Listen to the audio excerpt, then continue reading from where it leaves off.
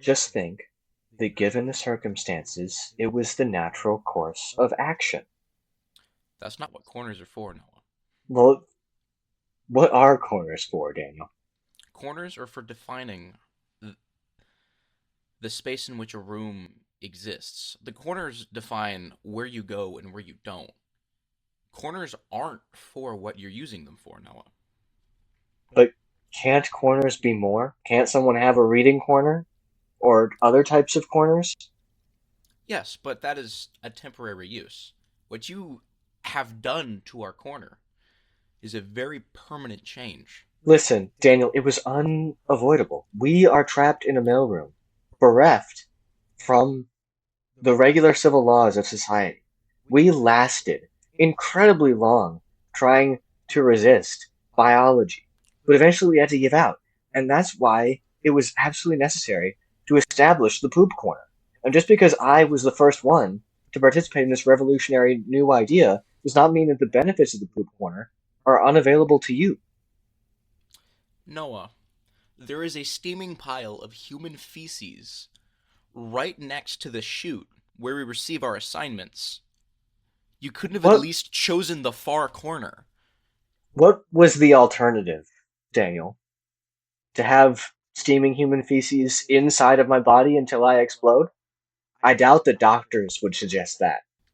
I have to concede there, yes, but at the same time, the corner where we receive our assignments upon a daily basis is not where you should be relieving yourself. Well, we can try to adjust the location of the poop corner if that's I your think concern. it's too late. Well, I can take the personal responsibility to relocate it.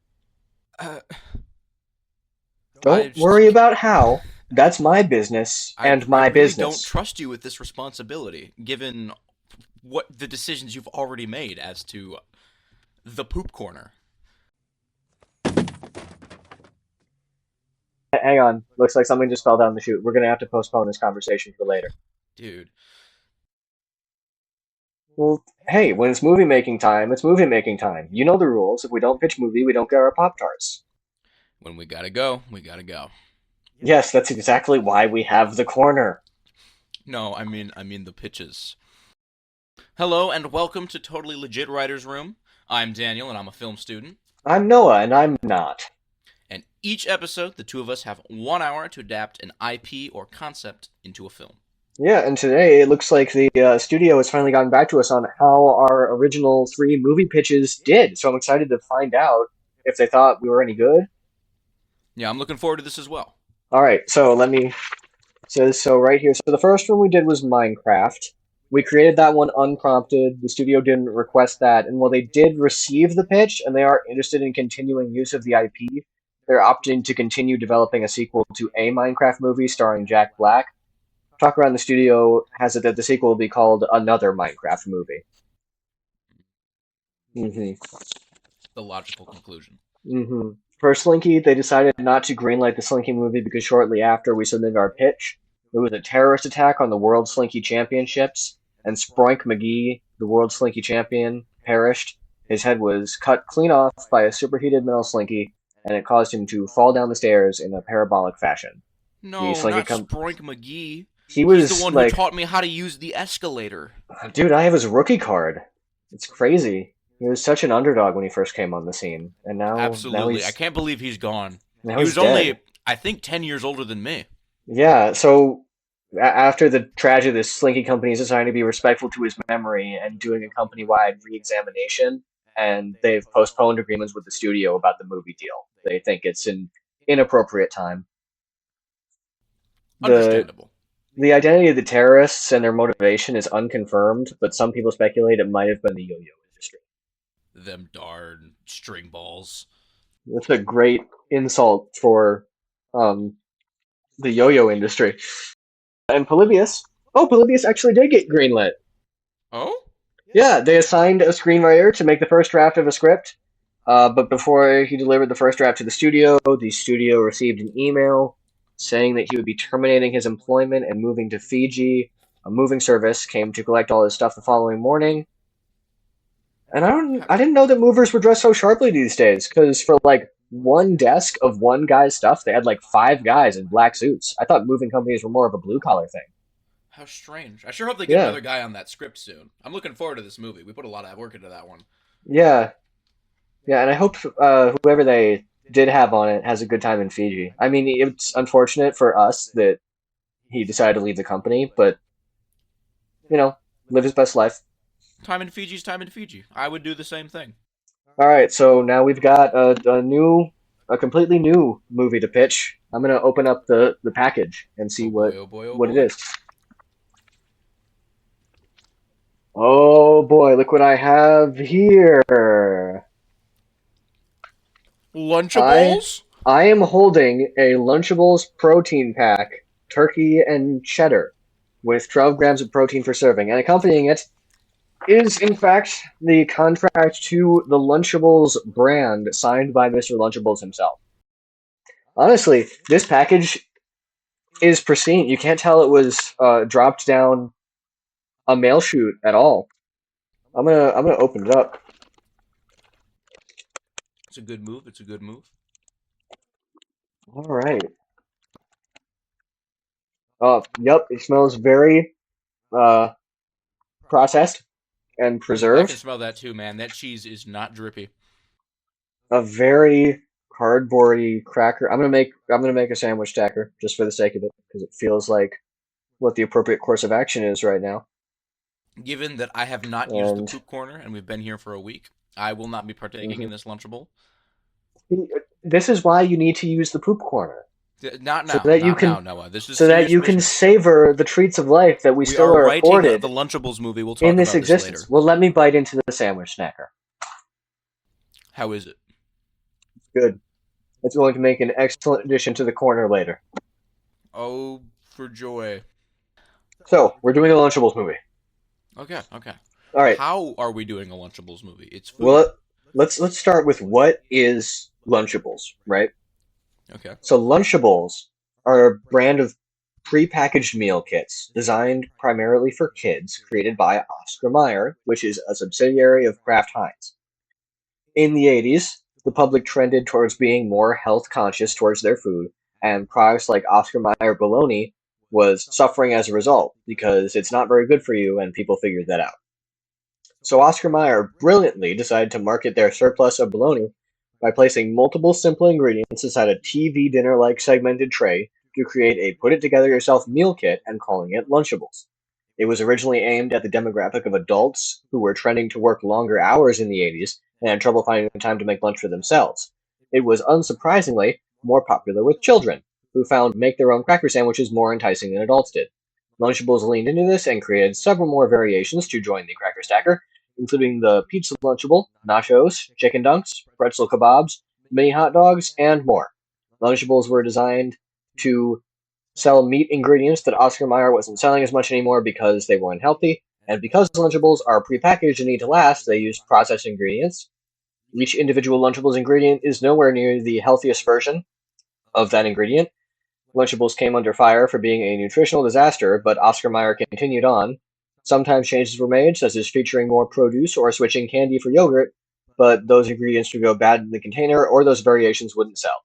The free market has spoken, and now we all know Lunchables are unhealthy, but you either just don't think about it or you don't buy them. All right, all right. I remember Lunchables. I always wanted them as a kid. They were a very, very hot topic item. My mother would never purchase them for me for those exact reasons because they were, Same. not the healthiest choice for a growing I child. was never I was never a Lunchables kid. It's one of the things where it has its own mystique. It's a gimmick. It's a novelty.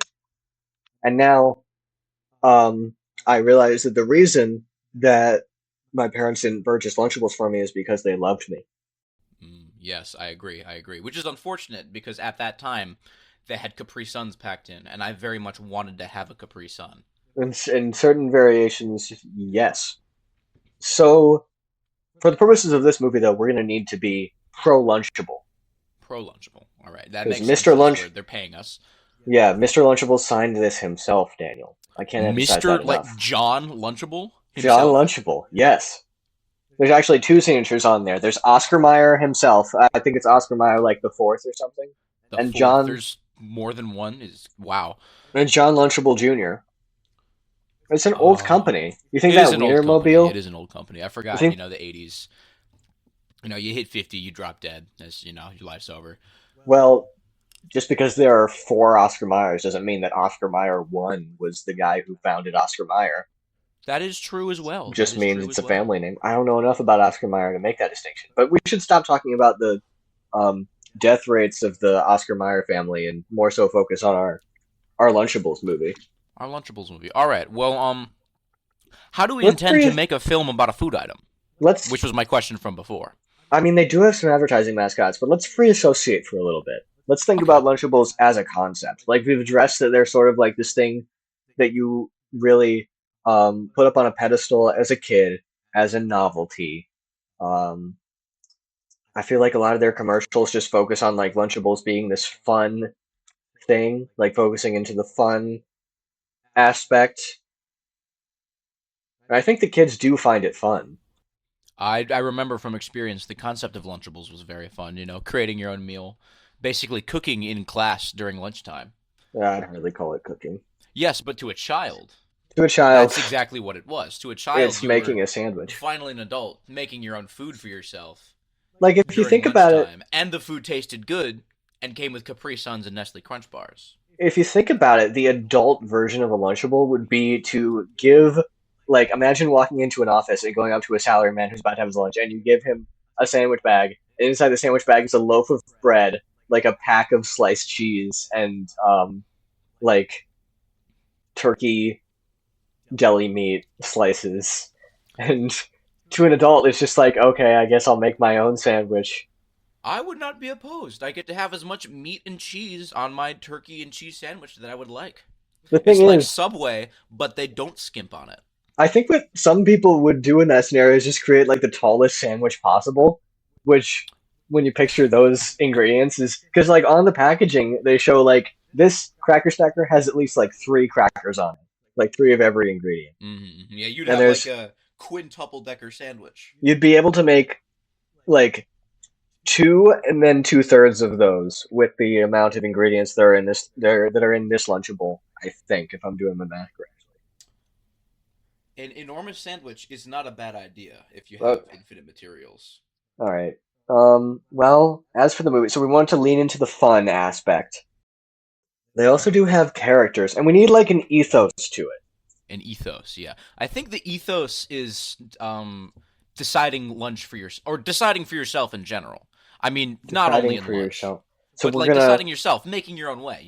You eat these ingredients the way that you want to eat them. Oh, If I you think don't we. want to eat your Lunchables pizza as a pizza, but instead you roll up the bread thing and make a little pizza burrito out of it, you can do that. It's your Lunchables pizza. If you want to shove that bread-like disc down your throat and then just poke a hole in your sauce packet and uh Spray it all over little Timmy right next to you, and then cover him in cheese like he's been and then tar and feathered.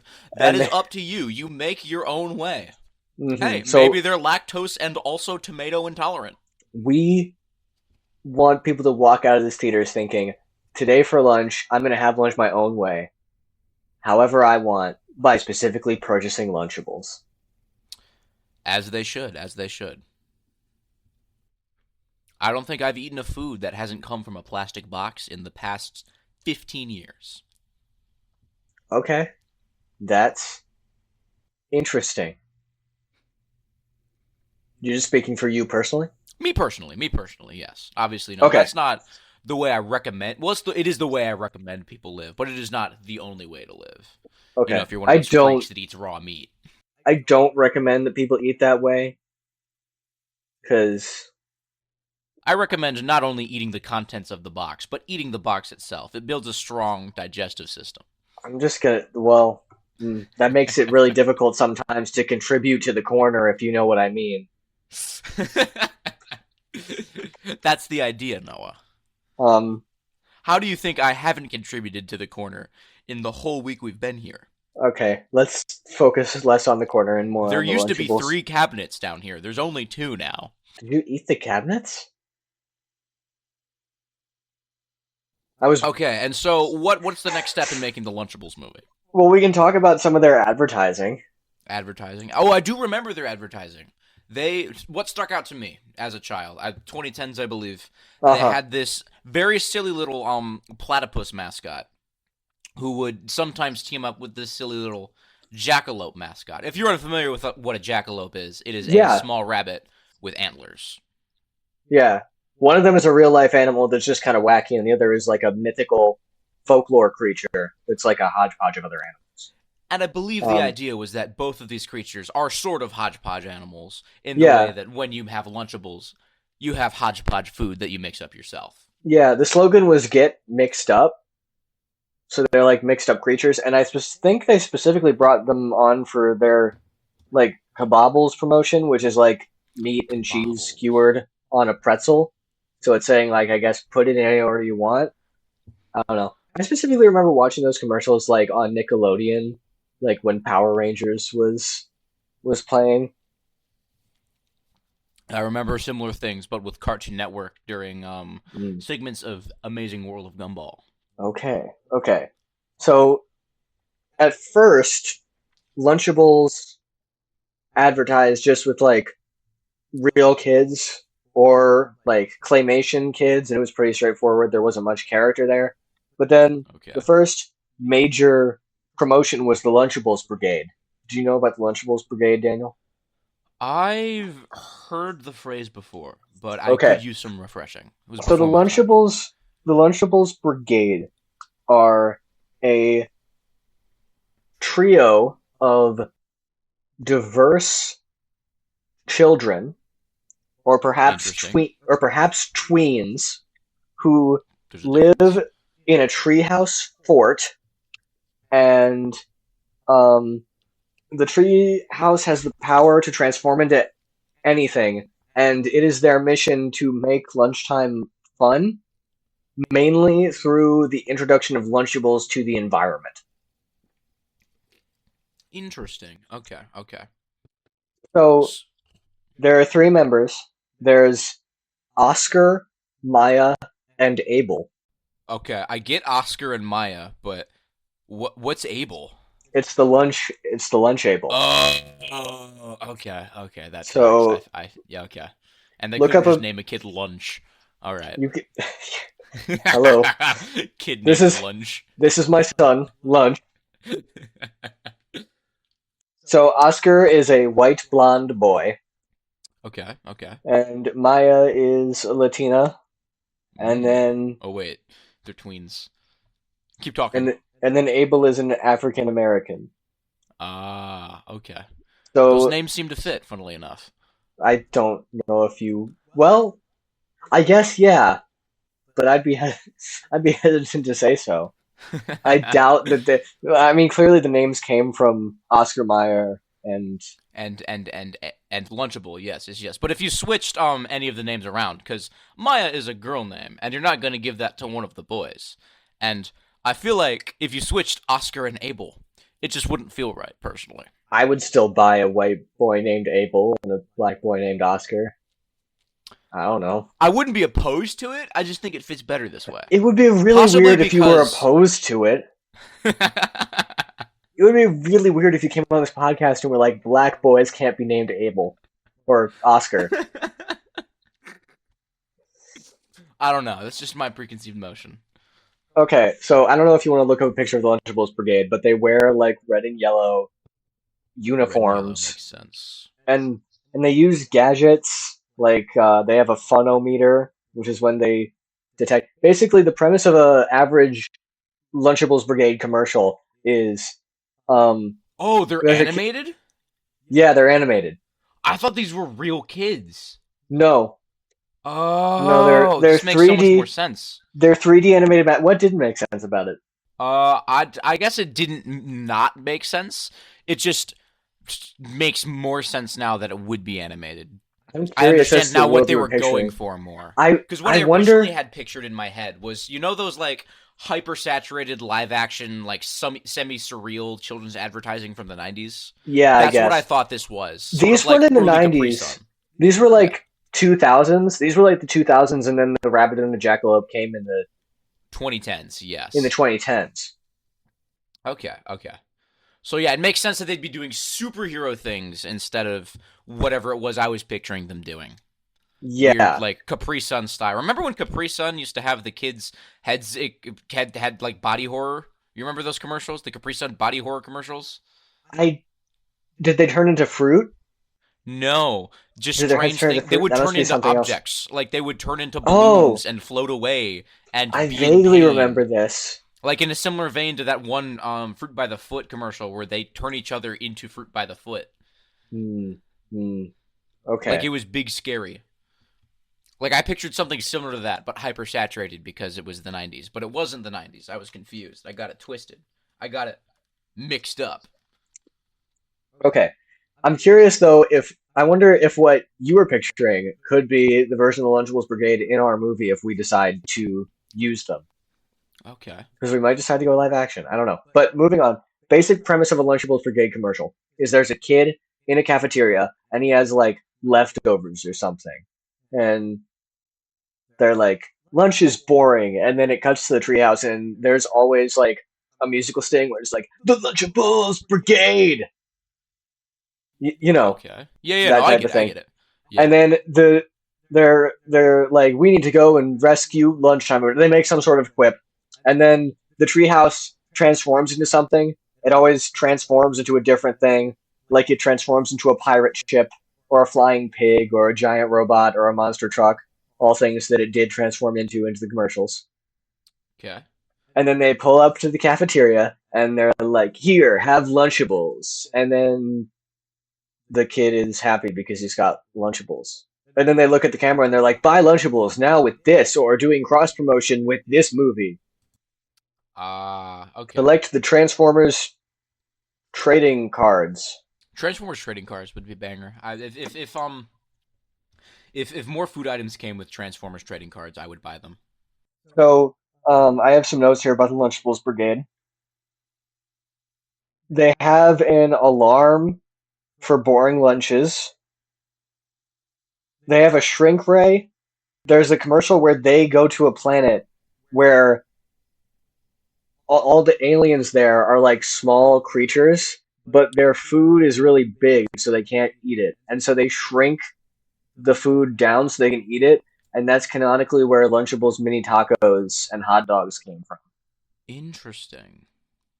Um, really quick question: do they like remove mass from the food items or just volume? So are these small creatures eating food items that are larger than them, or at Daniel, least have masses of more than them? this is a Lunchables commercial for children. Do you think they established that Like, in the do they commercial? not have to eat again? Is it like when you eat plutonium, but for We different reasons? we Well, don't for the same reason and different reasons. we don't know. Okay. There wasn't an Ant-Man explanation scene of you retain your mass or your weight or whatever. And then they clearly don't throughout the rest of the films because he's pulling This around a is why suitcase at the Lunchables building. failed. I mean, Lunchables Brigade failed. Did they fail? Maybe. I don't know. They eventually discontinued the line Yeah, I'd never heard of of them. advertising. Okay. And they were eventually replaced by the platypus and his friend. Who I do remember. Hmm. Lore and dynamics are hard to come by in these commercials because they're only like 30 seconds long and they follow that same general premise.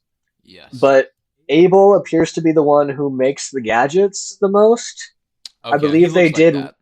I believe they did one thing where there was like a tie-in flash game or something where it's like Abel is working on our coolest gadget yet. You I need to see the I collect the see the, I see the image for it. Treehouse test drive.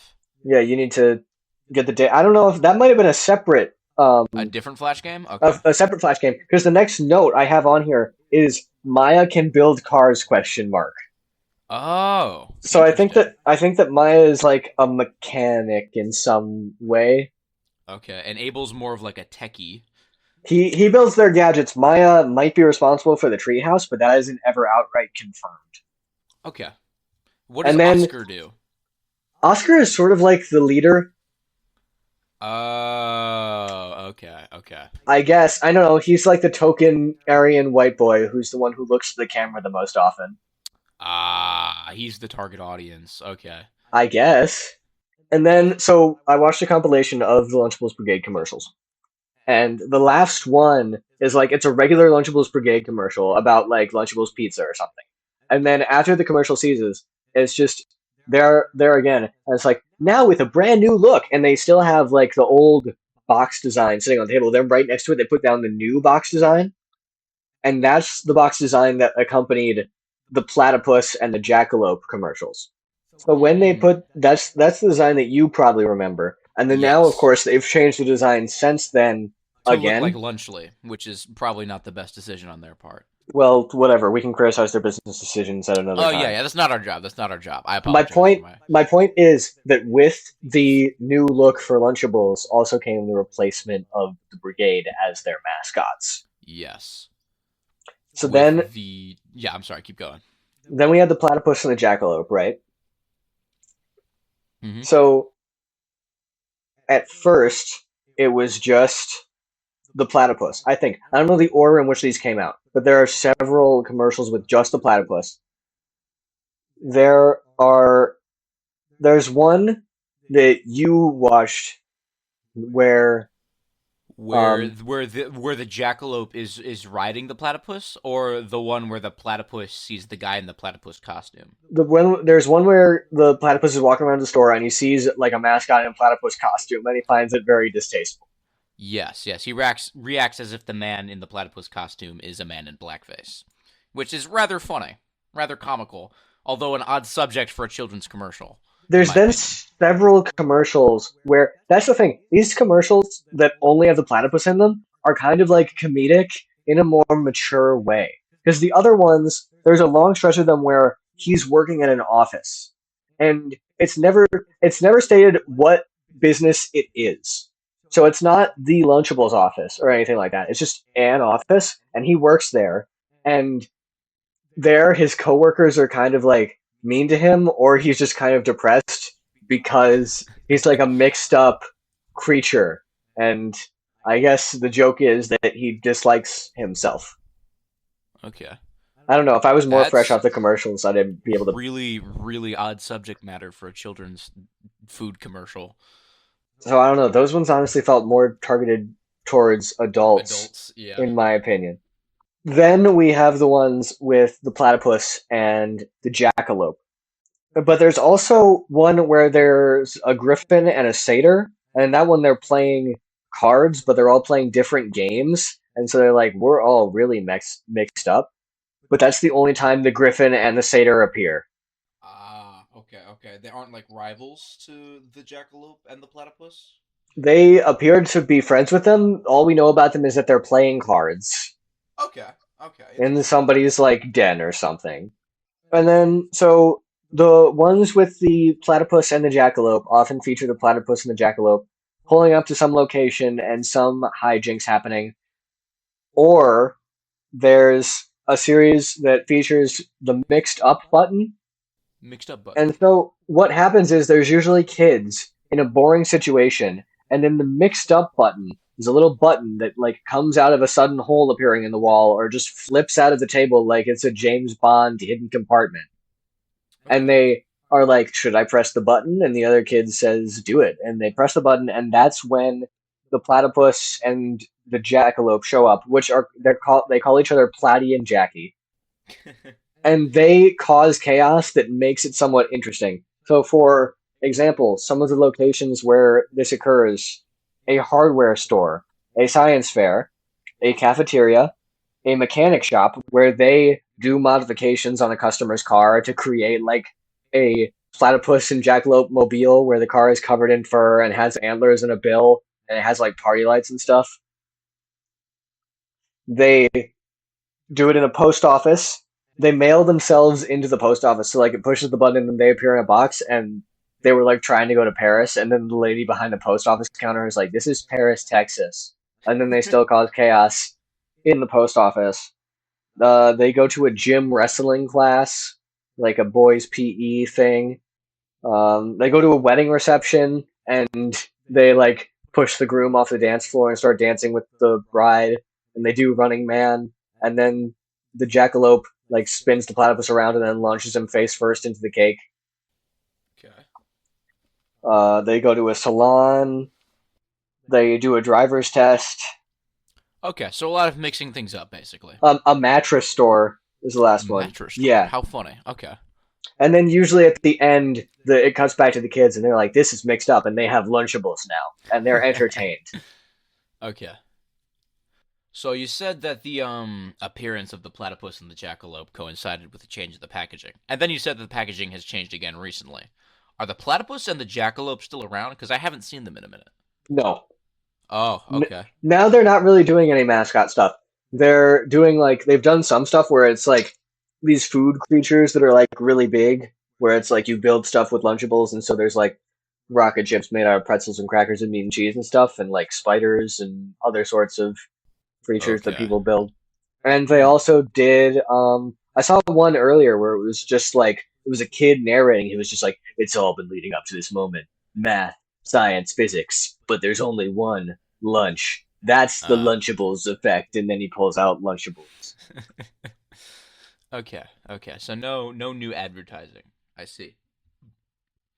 We could still probably incorporate large creatures made of food. I think Yeah. The possibly. question is, okay, what do we I want to focus on here?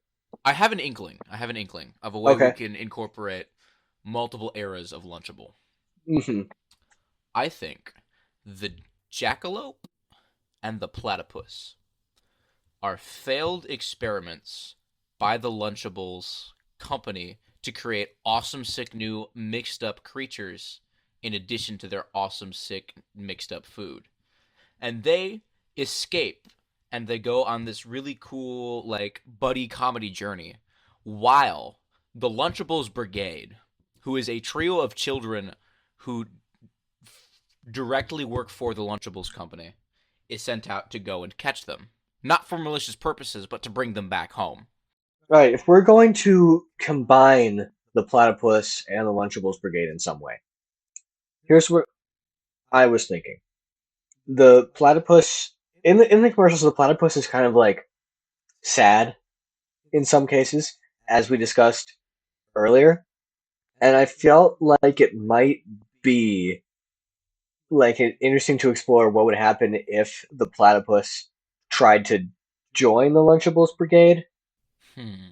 or if he's having like a midlife crisis But of where some does the sort. jackalope factor in? Because I feel I like he's mean, an important aspect. he's just part of the comedy duo. He's like the wacky guy to the platypus's straight man, something to contrast. Okay, so he's just like the platypus's wacky work buddy who isn't really dissatisfied with the office. He just doesn't care. Yeah. I feel Okay, like okay. maybe we could start with them being fired as the Lunchables mascots. Mm, I don't know about Lunchables mascots. I feel like this should be the story of how they become Lunchables mascots. Okay. So they both Okay. start out in an office job together. They've been friends since high school, they room together in college, and now they're accountants at this big, gray, boring office. Hmm. And their mixed up wackiness causes them to be outcasts among the workforce to the point where they end up getting fired. And now they go on this big old buddy comedy journey to try and become members of the Lunchables Brigade, Hmm. where mixed up people like them can fit in. Are we Um, sure that we want to combine both, or do we just want to pick one? why wouldn't we combine both? I mean, where would we go if we're doing just one? Well, Because if we do just the Lunchables Brigade, then it's probably like a superhero style structure in which they need to save lunchtime. And if we do just the two of them, then we could explore their role because we could explore either their relationship or their origin story or how they respond to the mixed up button the mixed up button, right? Okay. because they're sort of summoned by it. They Um, are. both the Lunchables Brigade and the Platy and Jackie sort of function as the same thing. It's a boring situation, and they are summoned to the scene, and they make it entertaining in some way. I feel like we need to pick an angle and go with it. Okay. Okay. I like the idea of the platypus and the jackalope wanting to join the Lunchables Brigade. What if that's just like the plot of maybe like the first third of the movie. And they do join and they're rookies, but they have to prove themselves by using the mixed up button to mix things up. And they mess up and fail and eventually have to regain the trust that they had at the start. Maybe the Lunchables Brigade is sort of like a foil to our duo. Like, maybe if we do it where it's set in this world, and both of these groups work for Lunchables, because in this world, Lunchables has like a mission of just bringing fun and entertainingness into the world. Mm-hmm. And both of these groups are certain ways of doing that, but Claddy and Jackie are like the small time stuff, whereas the Yeah. Lunchables Brigade are sent on elite missions, and the Platypus feels that he isn't taken seriously. Okay. I And like like that. part of the moral of the story is, well, if you're gonna spread fun, why bother spreading fun seriously? Instead, get mixed up. That's not a bad idea. And Okay. I'm the sorry. Lunchables Brigade are taking their mission of spreading fun in too serious a manner. Ah, okay. What if What if? Okay, one more thing. Hear me out. okay. What if we're seeing the Lunchables Brigade, but they're grown up at this point, which matches the I was just timeline about to say the same thing. Yeah, yeah. We're watching because the they're Lunchables retired. Brigade grow up and lose their Hmm. childlike wonder, which is why the platypus and the jackalope are pulled in the Hmm. 2010s. This can be a period piece set in like 2011, 2012. Hmm. And we could call back to all that nostalgia that people are going to be having for that period soon. At some point, the Lunchables Brigade were like, we don't want to be used in advertising anymore. We want to focus on our mission. Um, and they take Of things higher, and they get rid of like maybe they eventually they got rid of the wacky tree house that can transform, and they got rid of the weirder gadgets, and now they've gotten themselves a new look. They're adults. They're living on like a helicarrier or something. And they're and they're like, wearing black leather like 2000 superheroes because they're still stuck in that mindset, the overly edgy mindset. I feel like we still want to make them look somewhat reminiscent, but Well, yeah, but yeah, like someone reminiscent the way that like it's red leather. It's like the 2000s X-Men yeah, that's thing. exactly what I was thinking. Like Yeah, but they're wearing leather red leather suits. jackets, and like Oscar has like a Cyclops visor, like They've got like red yellow shirts underneath. Yeah. red glasses with a hood. It's like when the North Wind approaches the Penguins of Madagascar in the Penguins of Madagascar movie. Yes. And it's like we're this high tech spy operation, and you're just a bunch of penguins. But in this case, it's we're a high tech spy operation, and you're just a platypus and a jackalope. I think. Do we want to put any focus onto the individual characters of the Lunchables Brigade as well? Oscar Mayer and Abel, because I do have an idea for that if we want to. Because I'm thinking maybe one of the ways they've lost their childlike wonder is they've started to force each other into certain specific roles. Like for example, Abel, who is their tech guy, right, who builds all of their equipment and machines. What if they're, for example, not letting Abel go on missions with them, and instead he is stuck in their base for the most part on comms, making tech for them? I don't think we want to do that. I'd kind of like to see all three of them, Okay, and okay, they're going to sort of function as a contrast to the platypus. I feel like the platypus is going to be the main character because he's the one who has an internal struggle. He feels the need to prove himself in this world that is just kind of like weirded out by him. okay. I do agree that the platypus should be the main character, and the plat Hmm. and the jackalope should be there with him. But Main at the emotional same time, I focus. think we should characterize the Lunchables Brigade individually enough so that at least one of them sort of sympathizes with the platypus in some ways and is the first to be Okay. convinced by the platypus before the others Yeah, are. I And I feel like do it should be want Abel. when we first meet the Lunchables Brigade, I do kind of want them to be all like super serious Yes. and to all be on kind of that thing. But as the movie goes on, I feel like we could reveal that it's really like Oscar A facade. pushing. Oh, okay. It's It's really okay. like Yeah. Oscar pushing them to be more serious, and he's the main thing behind it. And Maya and Abel don't necessarily feel the same way. Mm, And then it's going to be about him getting back in touch with his childhood self. I feel like maybe we could open the movie on like one of the the Lunchables Brigade style commercials. Okay. And we'd make a new commercial. It wouldn't just be one of the old ones, but it would be like really hammed up, possibly longer. Is this film animated or live action? I think it's live action, but I think parts of I think that in Obviously, you know the universe, platypus and the jackalope. Yeah. I think in universe they created animated Lunchables Brigade Okay. commercials. One more So question: is this a children's film, or are we making something more PG-13 adult yes, but I think oriented? it can be enjoyed by the whole family. Okay. Okay. Okay. Got it. So this is like Spy Kids tier, then maybe. Yeah, Okay. Okay. That's the general vibe we should be going for. Okay. Just want to clarify that. maybe a little bit more. It would have a different. Well, Spy yeah, Kids it is a wouldn't be good. Spy Kids, but like Spy Kids is a good measurement. filling a similar niche. Similar Okay. tone, but Yes.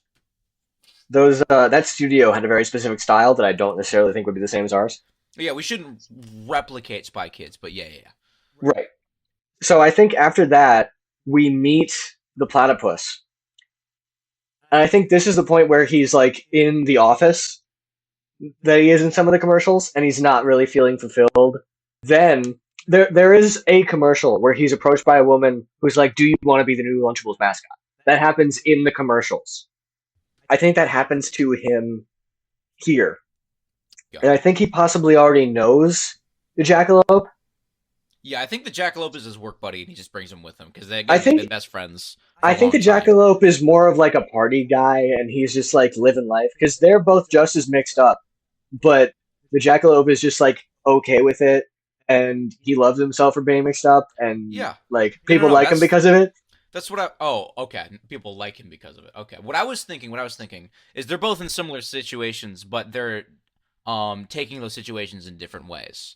Like they're Yeah. both in this office job and they're both outcasts, and the platypus is taking it the wrong way and getting depressed and being sad, whereas the hmm jackalope is fighting through it. He's powering through it. He's happy. He's fun. hmm He's enjoying life regardless. Neither of them Sort of find this like job Shrek. very fulfilling, but Oh the yeah, neither. jackalope is No. the one who after work goes home and is like, "Come on, buddy, let's go party. I'm gonna swing on a chandelier because that's the kind of thing that Yes. I do." Yes. That I think And we agree then. Okay.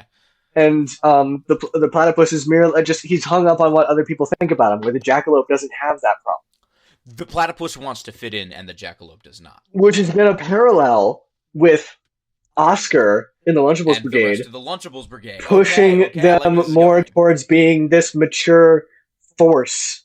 Okay, so then they're approached by Lunchables to be the new mascots.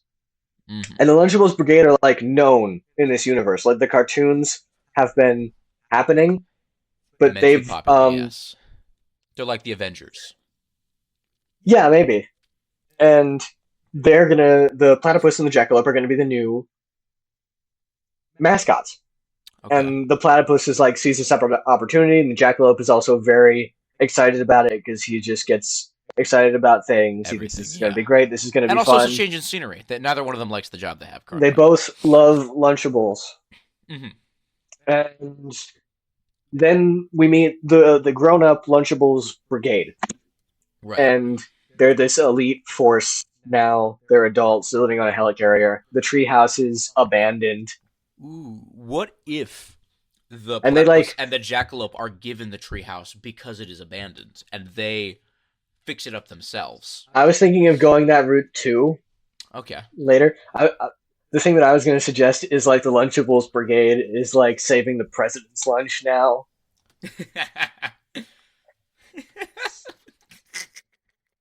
I like that. I like that. That's a very 90s movie. They like defuse a nuke or something that's going to blow up By using like some. pretzel It's going to sticks. like that's going to like blow up a picnic. And then they bring Lunchables to the picnic, and then they like attach their grappling hooks to their belt, and ratchet back up to their helicarrier. People are eating lunch on a bridge that is collapsing, and then they repair it using pretzel sticks. I don't think they repair it using pretzel sticks. I think back in their heyday, when they were whimsical, they would repair it They using would have pretzel prepared it sticks. using pretzel sticks, but now they But repair it now, using. Okay. now they're using like a soldering iron and rockets, and then just going then They're just going resolving back up. Desert Storm in the Middle And East. they've become passive to the Lunchables. At the end of their missions, they just toss the Lunchables out and then ratchet back up. They're not Mm, savoring the Lunchables themselves and the joy that they're bringing to people. they're just doing their job at this point. Yeah. Okay, Okay. They're let's doing focus what's on. expected of people in the office. Mhm. Yeah. Let's go back to focusing on the character of the platypus Mhm. and how this contrasts. So they arrive at Lunchables. They're doing advertising, Right. and maybe do we want to introduce the mixed up button at this point? Not yet. I think it would be an interesting idea if the mixed up button is still under development in the Lunchables like R&D section, and the platypus and the jackalope like stumble upon it, and the platypus is Hmm. like, "No, dude, I don't think we should touch this. We should go back to the advertising department." And the jackalope's like, "Come on, man, what's the worst that can happen?" And presses the button, and that's how they start doing Lunchables Brigade style things, because before that they were just advertising. Well, here's what I was thinking. I was Okay. thinking that like the Lunchables people are like, give them this button, and they're just going to respond to kids in the local area who are Okay. having boredom and doing stuff, and Hmm. they do it. And wacky hijinks always happens, but for Platypus, it isn't always great. He feels like he's being made the butt of a joke. Like he gets thrown into a cake, and Uh, etc. He gets thrown off of a mechanical bowl, the things like that. okay. And then, like, he sees the Lunchables Brigade doing what he perceives as important stuff, rescuing the president's lunch and etc. And he wants to be taken more seriously like that. I feel like we can do both of these things. Hmm. I feel like it is better if they just stumble upon it in the R&D department, but I do like the conflict that you're coming up with, I kind of where like the idea that he's given this assignment, though, to respond to the button's requests, and he just thinks it's, like, menial okay, I guess, I compared guess, to what they're doing. Because the thing is, now he is also having this emotional issue of he doesn't think he's being taken seriously enough, when really this wacky kind of stuff is the stuff that he should be embracing in the ethos of the movie. okay, I see where you're coming from. I guess I can concede that. And then in the climax, he's going to use the mixed up button to make things mixed up and wackier in order to defeat the final. Whatever they're fighting, yeah. Whatever the threat is, I don't know what the threat is. Hmm. What do we want the threat to be? What Is there a if? threat, or is it just more emotional based? Are there any Lunchables Brigade villains? Like, had they defined any villains in any of those commercials? I don't think they had any villains. Okay. I think they just kind of, showed up and gave kids Lunchables. Okay. Do we want to create a villain? A disgruntled fourth member of the Lunchables Brigade who is angry at being kicked out for some reason or another that is rather vague and in the past, and is now actively fighting against their message as His as as name revenge. and his name is Lunch. Lunch, yes, a girl named Lunch, an Asian woman named Lunch, to fill out the diversity. Okay, here's what I was going to suggest. I was going to suggest some sort of like industrial school lunch program that's just boring and not very good food served on like gray square trays, and they're just I planning on spreading I feel things. like that wouldn't particularly go over well with the audience, with specifically parents, because that's essentially telling children that the food that they get at the school is bad and they shouldn't eat it. Which, I mean, is good advertising for Lunchables. I just might get Lunchables itself in trouble by actively complaining about government programs. You know what Lunchables is doing right now? What? They've made a version of Lunchables that is being sold as school lunches in school cafeterias. Oh. So if Lunchables are available in school cafeterias, then maybe we shouldn't say that all food in school cafeterias are bad because Lunchables are in school I cafeterias. was just gonna say that, like, in the movie, there's this corporation that's selling boring school lunches, That and is maybe trying to they. replace Lunchables. No, I was thinking at the end of the movie they put Lunchables in schools, and Oh, okay. it's like. it's like glazing Lunchables being a school lunch program. Maybe, but like, how are we gonna have the main characters fight that corporation then? I don't know.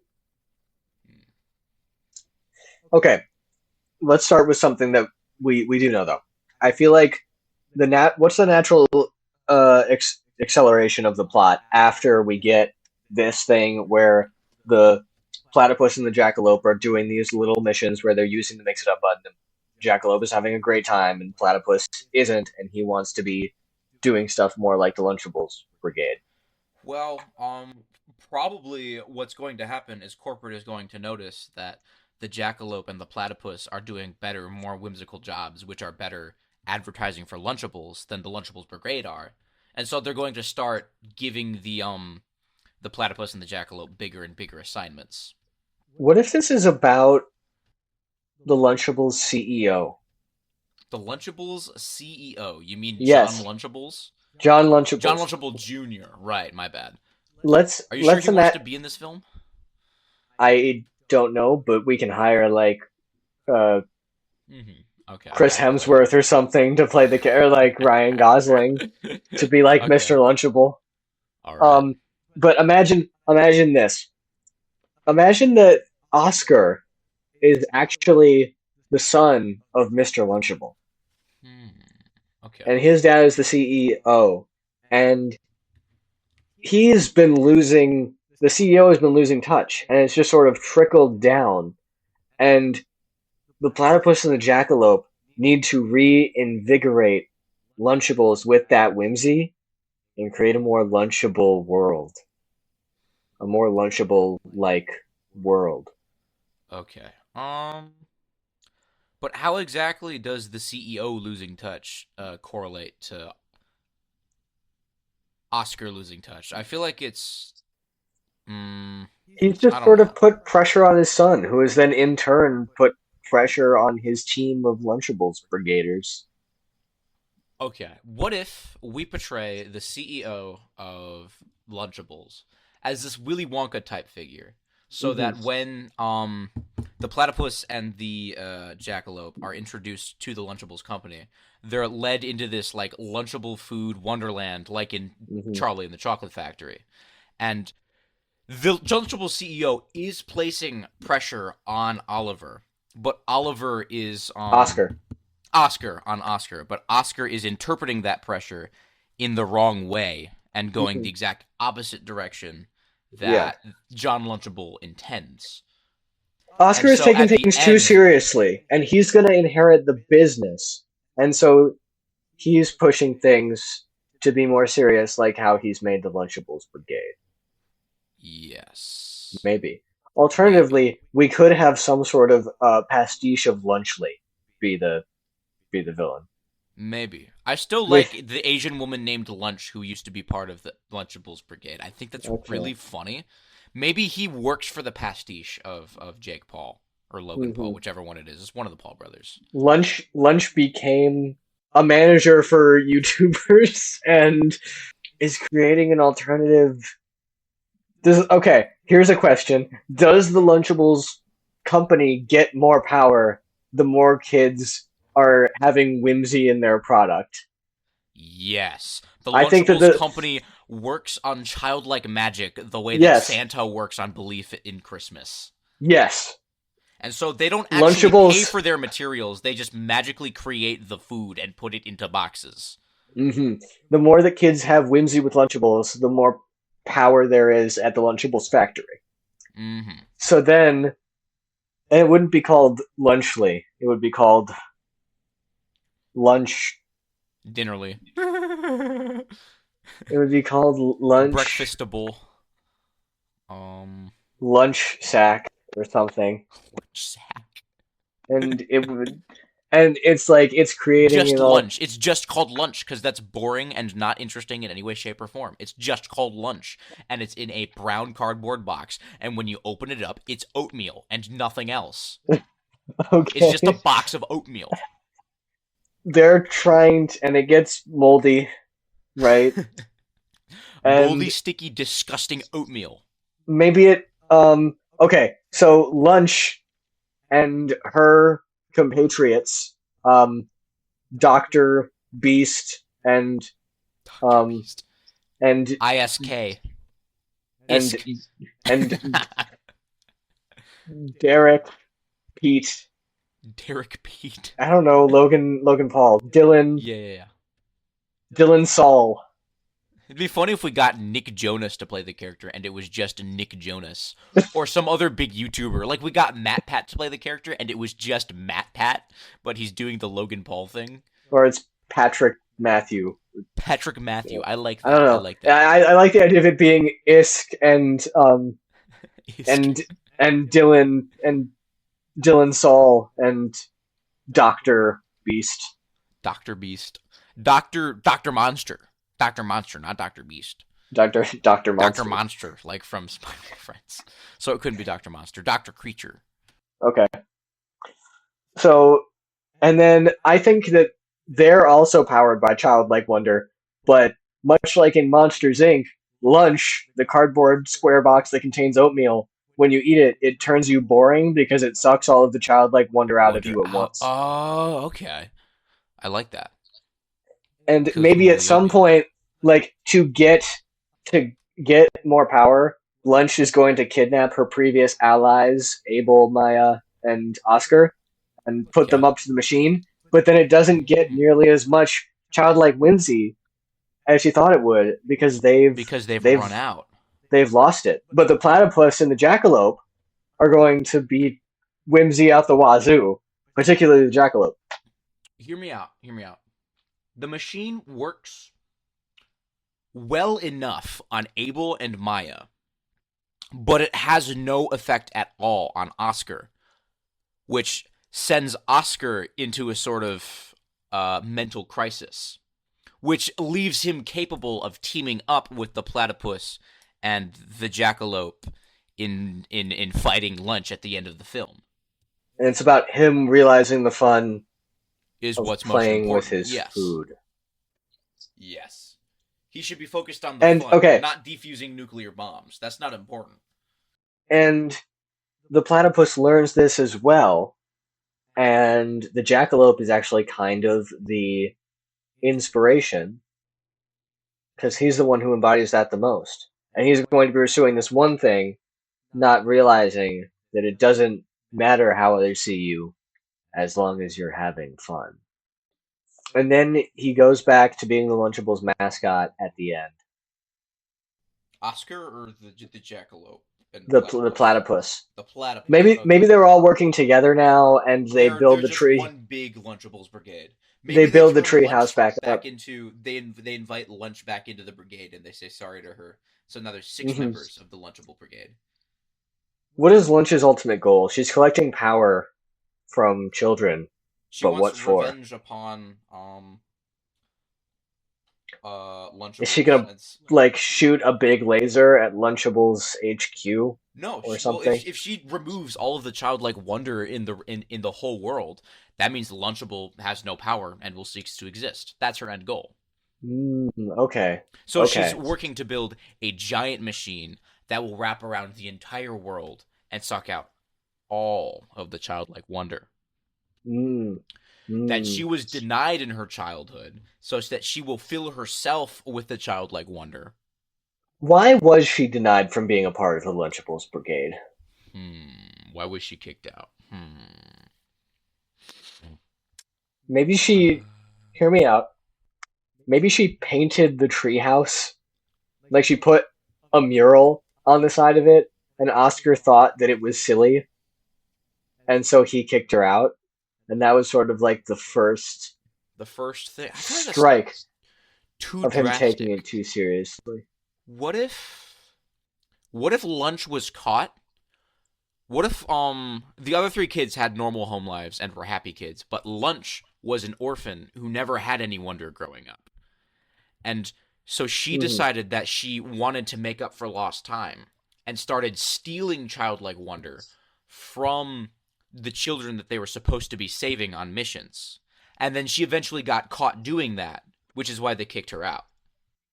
Ooh, Which would okay. also, provide a basis for the fact that she's able to steal childlike wonder.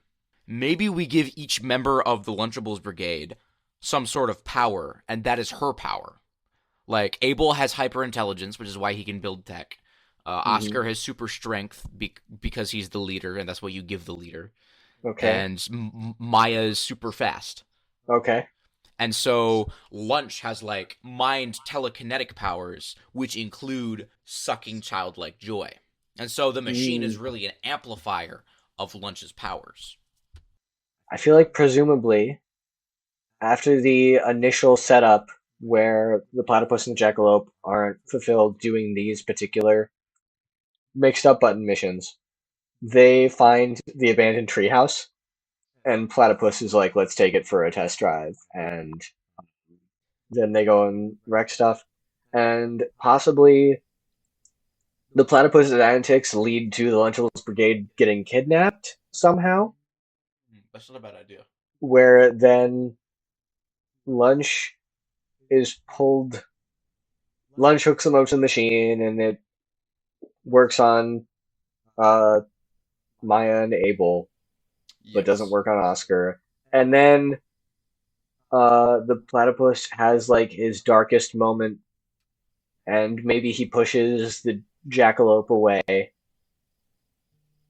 but then he realizes that the jackalope was right. Like he goes off by himself, and then he sees something that reminds him of something that the jackalope said. And this is as like everything is going terribly for Lunchables. They're like on DEFCON 1 because this oatmeal is spreading everywhere, Yes.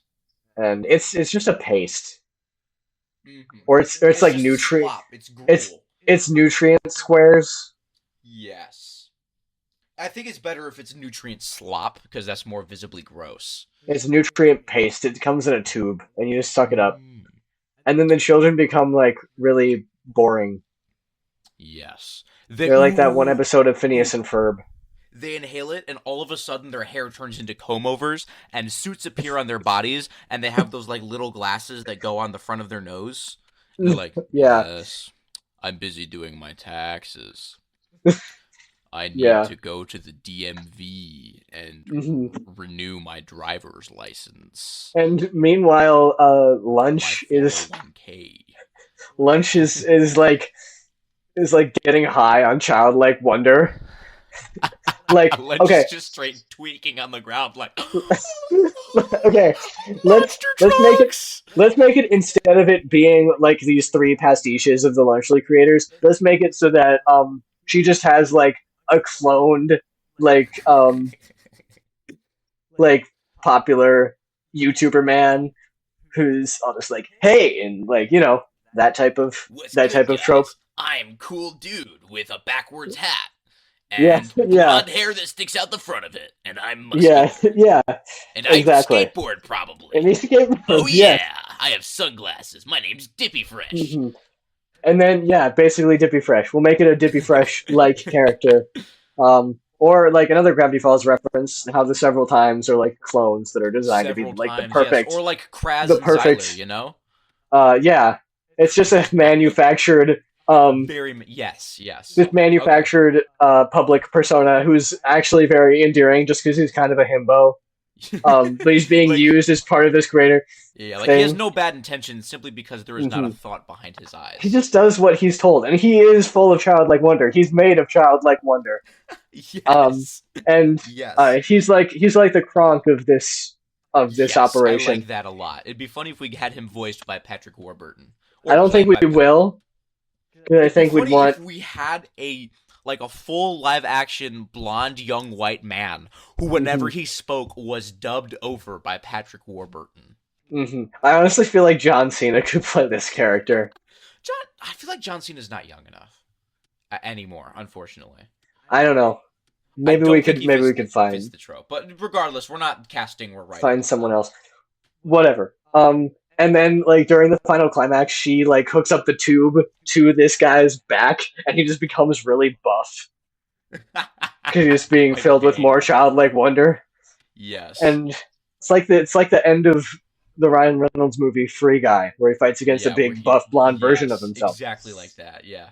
And anyway, meanwhile, what I was saying is, she has this tube and like she's like taking the tube of childlike wonder and then breathing it in, and then she like spontaneously finger paints an entire mural, and then she like passes out, and she's like hoarding all this childlike wonder for herself because she never Mm. got any as a child.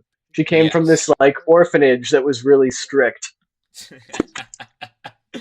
Where they The, only fed her gruel, which is what lunch is. Before she was taken in by the Lunchables Brigade, but then she got Yes. kicked out for stealing Lunchables. No, for And stealing then, childlike wonder from children. Like she's like, oh, okay. How do they get their powers? Are we going to explain that, or is it just sort of like no, a thing? no, they just like get Okay, powers. That's they just why have they're the powers. It's Lunchable like a Brigade. captain. They all have Captain Planet rings or something. When they are you Sure, saying it's not important.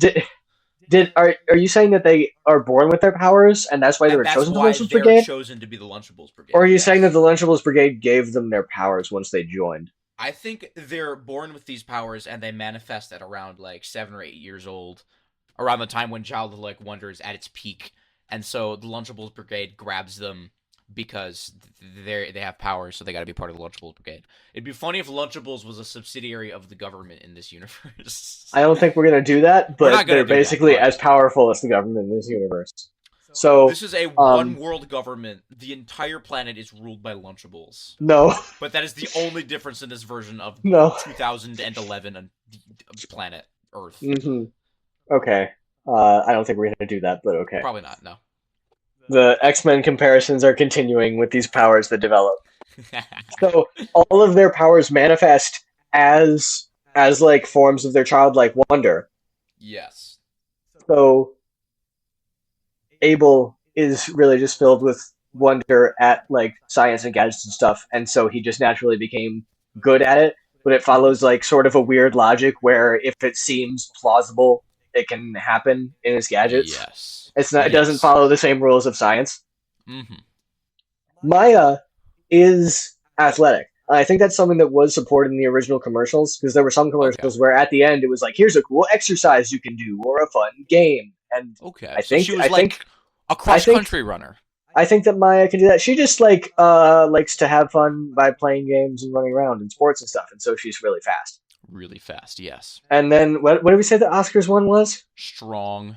He's He's very strong. strong. Okay. Um, Probably because his dad told him, his father, Oscar Mayer, I mean, John Lunchable himself told them very good advice that if you drink milk with your Lunchables, you will grow really, really strong bones. And so, because Oscar so desperately wants to please his father, he thinks being strong is amazing and awesome because that's what happens when you drink milk. It makes you strong. So he becomes He strong. wants he wants to be strong. He wants to be taken seriously, as we said before. And I think Yes. that his power is actually decreasing because his childlike wonder is going down. Yes. At first, he starts getting a little bit less strong, and he's like, "I need to be taken more seriously." And so he pushes himself further. Little does he know, it's a self-fulfilling prophecy of he, by being anxious about his loss of strength, he is contributing to his loss of strength because of his Yeah. loss of childlike wonder. Yeah. We're almost out of time. I feel like we've got some pretty good major plot points. I feel like it's a little bit rough A little, around but like, like the like in the 5 act structure, like third, maybe second act. yeah. It's Like like we're the early middle area is a mhm. little iffy, but we've got the I feel basis like for a good I story. feel like we have the start and the climax down. Hmm. We've got some set pieces like the platypus and the jackalope, like taking over the decrepit treehouse and transforming into a big robot, and then running around trying to do something cool, but they end up messing it up.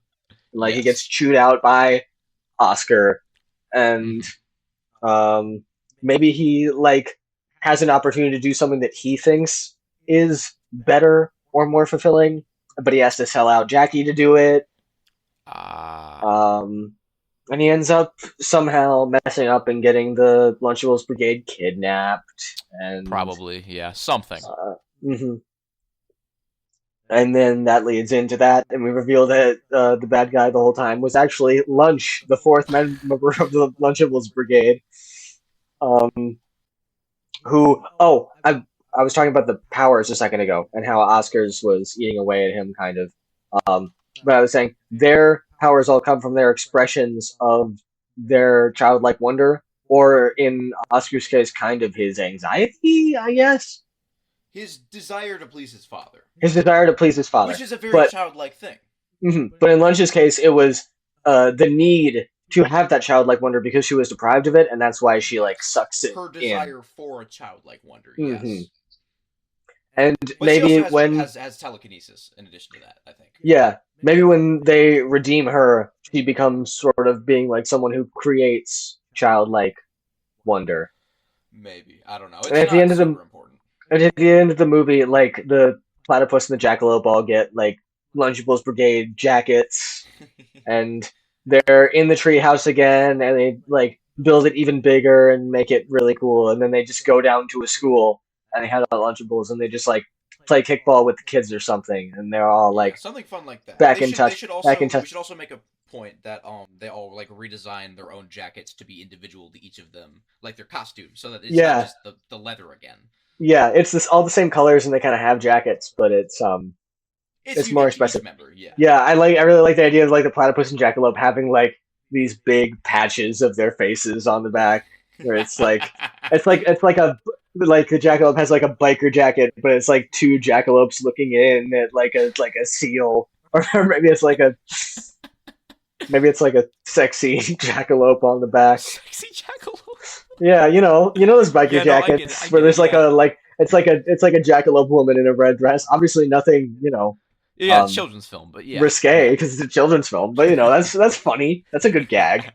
yeah. No, that's hmm all right. Yeah, I think that's a wrap on this one. I think this one went Indeed, yeah. pretty all right. Okie doke. What was Oh, that? Hang on, more let me pull this info. up here. You're grabbing it because it's in the I'm poop grabbing it. corner. Yes, I know it's my poop corner. All right, all right. Time's up. They want us to recap our movie in the form of a Lunchable. Okay. Um. Like they want us to describe what the movie is as a meal because it's easier for them, I guess. Interesting. All right. Well, The we've movie, if you open it up, if you peel off the tray, you have um what's like a food that's like kind of ugly but still delicious. ugly but still delicious. Ground beef. Yeah, there's some ground beef, and the ground beef is the platypus, and he feels self-conscious about himself, and he wants to be more. Okay, and then next to it, there's a food that's very flashy, but somewhat bland, like cucumbers, Okay, yeah, there's which and is what is the Lunchables Brigade, Lunchables as they are at the Brigade? beginning of the film. Yeah, the roast beef is processed and doesn't think that it's healthy, and it wants to be more healthy and Hmm. adult, like the cucumber. Right. Meanwhile, its friend, the processed cheese, is just like loves Mm. itself and is very self confident. And it tries to embody that, but then it realized that's not the part of the meal that I am. I am the roast beef, and roast beef is actually delicious and can make a delicious Yes. cracker stacker, and it uses that creativity and self assuredness to win the day. And then, in the last corner of the Lunchable, there is hummus, which by itself, if you just eat a spoonful of hummus, is gross. But if you mix hummus with, say, beef or cucumber, mm-mm-mm, delicious. That hummus is lunch from hmm the film Lunchables. How her hmm power as it began Hummus could by only take itself away. is just Powers a by itself is nothing, but it's powers a used thick together. it's a thick paste that's just kind of Yes. beige and bland.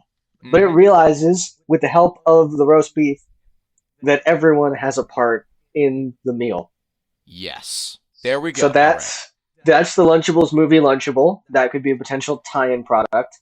Okay. Um, Really quick, let me look at that sheet actually that told us to send yeah, it back as a lunch. I wanna. yeah. All right. They did actually say that. Wait, what's this fine print at the bottom? Move the second cabinet. Okay. Okay, Um. hang on. I gotta push this cabinet. There's a door back here. There is a door back here. I think we should open the door back here. Okay, I'm gonna open the door back here. Oh my gosh. It's a bathroom. There's been a bathroom here the whole time. Thank God. You know, Daniel, this was the only cabinet that you haven't eaten, apparently. Oh, If you hadn't it's been a eaten, week. Oh.